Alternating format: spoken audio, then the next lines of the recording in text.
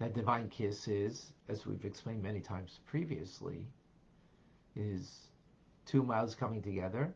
So I'm mouthing the words of God, and the breath exchange, that the breath of God becomes inside my spirit. That's what it means, spirit cleaving in a spirit. Powerful idea.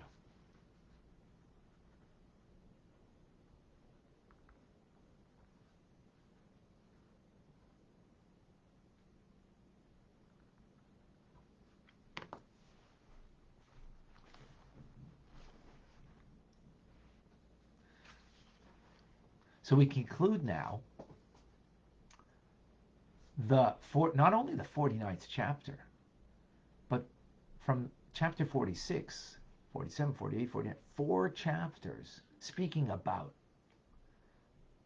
a reciprocal love, reflecting back that which we have been showered with, and to reflect that back. God puts aside his agenda for us. We put aside our agenda for him. What's our agenda? Humanness. His agenda is infinity. Our agenda is human limitations that we get caught up in. Right? And we get caught up in. So, and we put it aside to reflect back the love that he showers us. And our spirit is bound up in the Spirit of God. How? By every word, as it says in the verse in Deuteronomy, by every word that proceeds from God's mouth does man live. Mouth is the outlet of breath.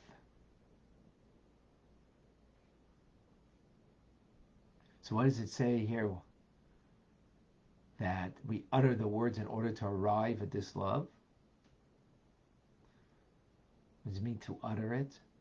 So a person doesn't fulfill their obligation by mere meditation. You have to express it. Even words of Torah. Now when you're learning, so you're just absorbing and so on, but we also have to express the words of Torah. Why? Why do we need to express it? Isn't it about absorbing it and understanding and ultimately coming to fulfill its words? Well, in order to draw down the infinite light downwards, we want to not just draw it into our godly soul, but we need to draw it into our animal or slash animating soul, the vivifying soul that dwells in the blood of the individual, right? That takes the food and drink and everything of the universe and takes it and transforms it into the blood of the individual that gives life. It's all those things. Now, when I express the words of Torah, what am I doing? I'm engaging not just my godly soul, but my animal soul is engaged in the process of learning. And therefore allowing my animal soul, vital soul, vivifying soul, right? And all of the products, all of the things that I use to I eat and drink that gives me vitality of the vital soul, of the animal soul, right? All of that becomes also absorbed now in our learning of Torah because it's being verbalized. That God's presence should be experienced or in the very flesh. All flesh shall see it.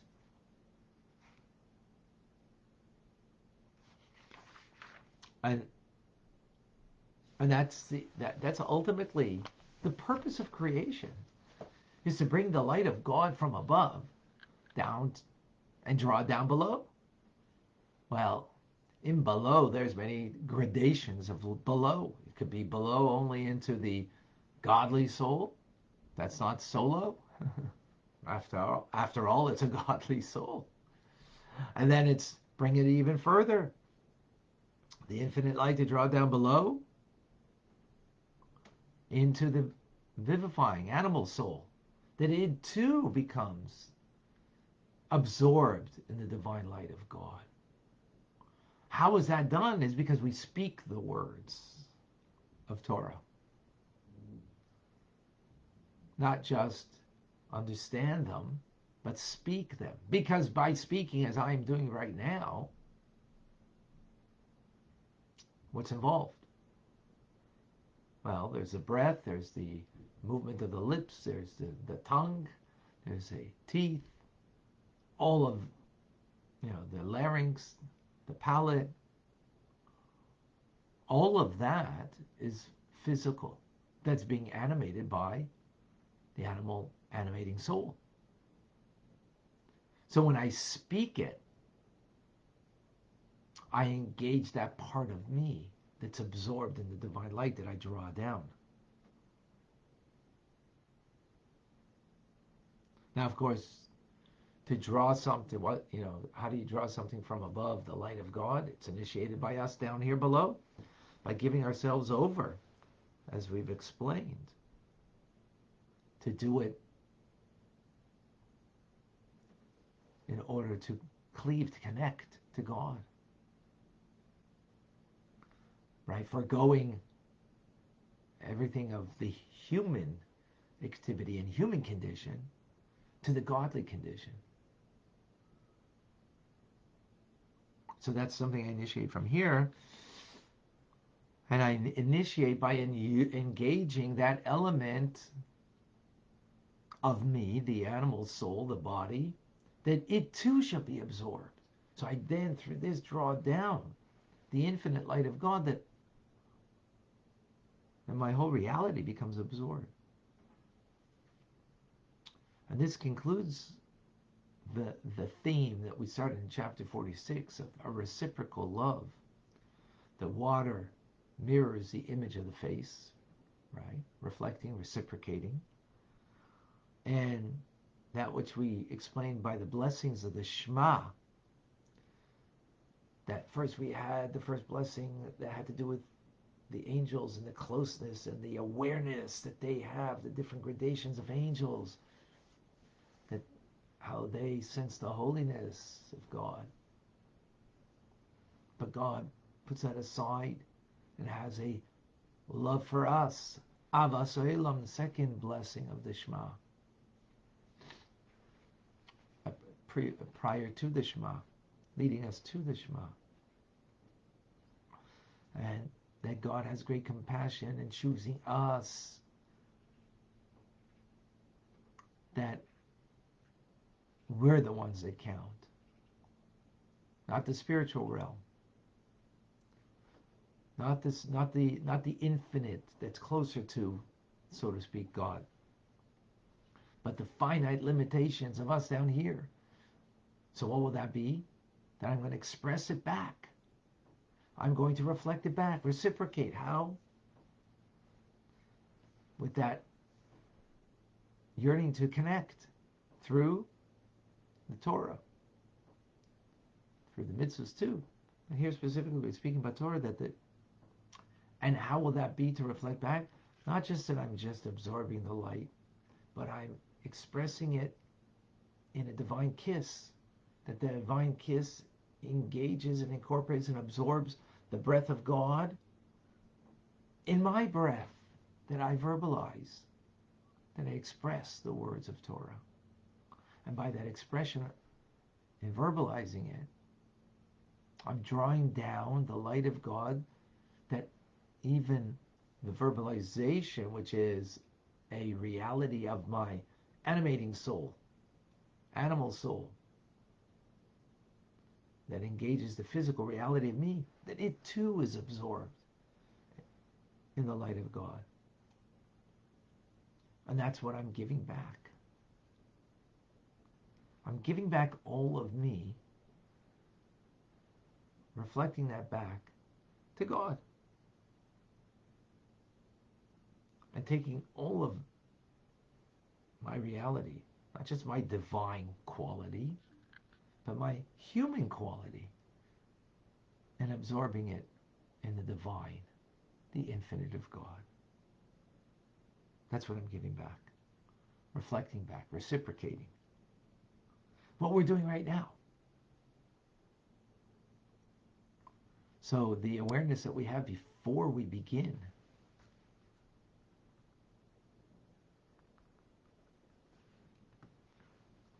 So before we begin our study of Torah, that we think about that God, like, imagine every, you look at the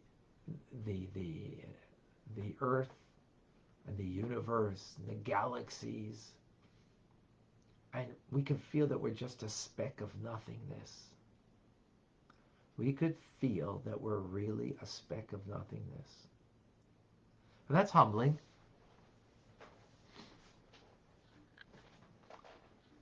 But then God, in the speck of nothingness that I am,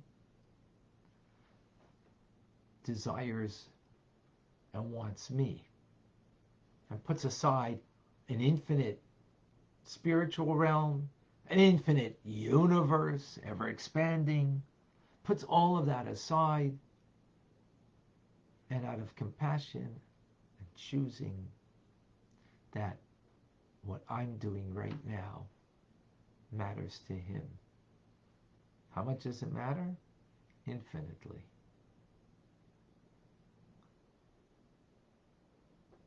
Even though it's, what is it?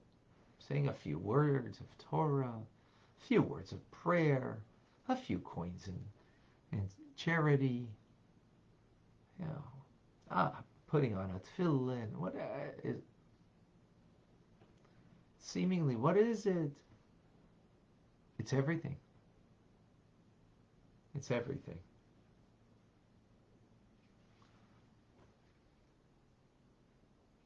So what's that going to do for me when I think of that before I study Tanya or do any kind of mitzvah? Wow. The entire universe is but a speck. But God doesn't look at me as a speck. Maybe the scientist looks at me as that way. But thank God. I don't believe in science as a... I don't have faith in science. I have faith in God. I don't give my allegiance to science. I give my allegiance to God. Science will tell me I'm just, about 17 cents worth. I think this was in the 60s. They figured out, if you were to break down all of the compounds of the individual, right, and sell it on the market, you'd be worth about 17 cents. I remember hearing this a while back. So today with inflation and whatever, so we'd be $1.70, let us say. What a speck of nothingness. Sum total. That's what, from science, what you'd be. From God's perspective, who's infinite, who has infinite spiritual realms, infinite galaxies, and yet, what does he want? He wants me. In my Torah study right now. And that matters. How much? Infinitely.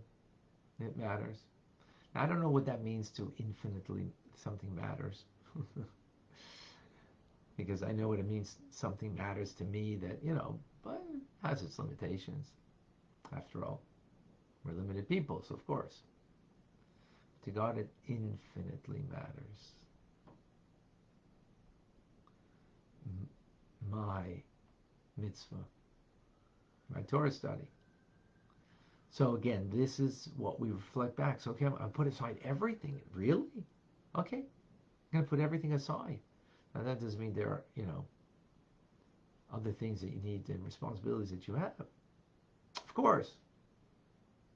But that's all a responsibility that ultimately you're reciprocating because that's what God gave you, these responsibilities. But in the doing of the mitzvah, in the study of the Torah, so think about it, like at this moment, put everything aside.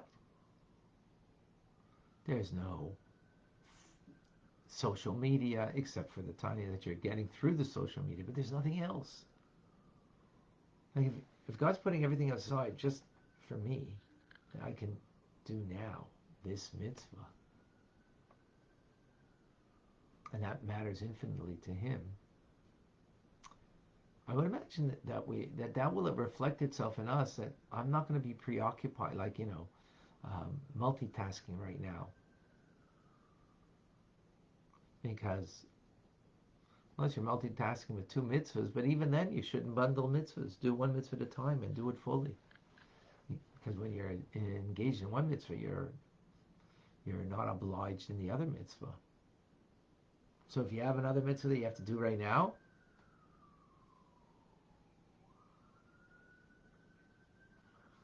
if you got, this mitzvah right now, fully engaged.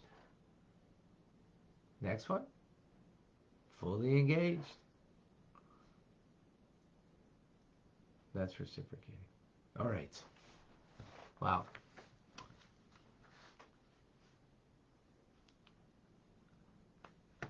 Any questions, any comments?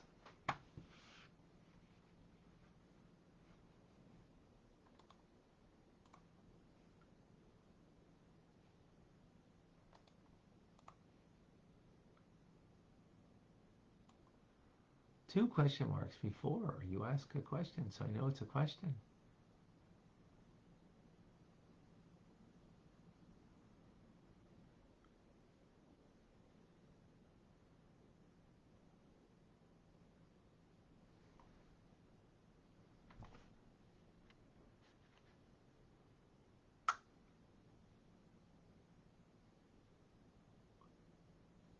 I don't see questions on Facebook. Is there any questions on Instagram? I don't see. We must be getting some clarity over here, which is amazing. Truly amazing. All of you, I must say.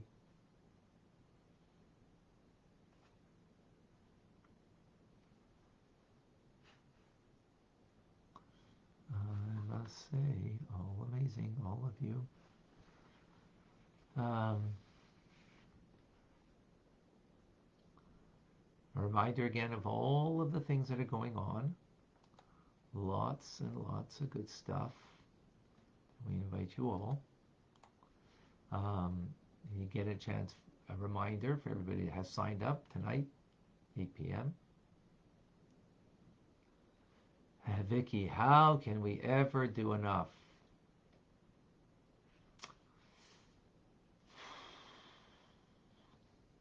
We'll talk about it. TRC. Good question. Good question.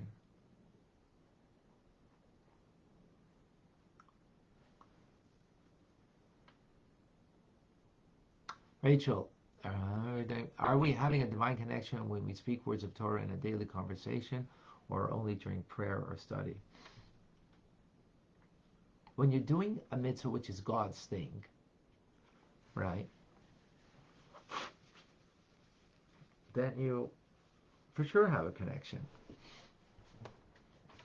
So when you're learning Torah, praying, giving charity, right? Observing whatever mitzvah. Now, all the things that lead to a mitzvah can also be connected through the mitzvah to God. So the food and the drink that gives you strength, that you engage in that in order to have the strength so you could do the mitzvah, or even greater, that there's an awareness, uh, godliness in the act. So all of it can be a divine connection. Absolutely. Absolutely. All right. Thank you, Rachel. All right. I'm Rabbi Ronnie Fine, coming to you from Chabad Montreal, Canada. It's a privilege and a pleasure to share with you the Tanya. I'm going to be opening up now the Zoom for Rambam. So whoever wants to come and join, please do. Or you can catch it on Facebook on Chabad ZK. Have a wonderful day. Shavua Tov, good Tavach.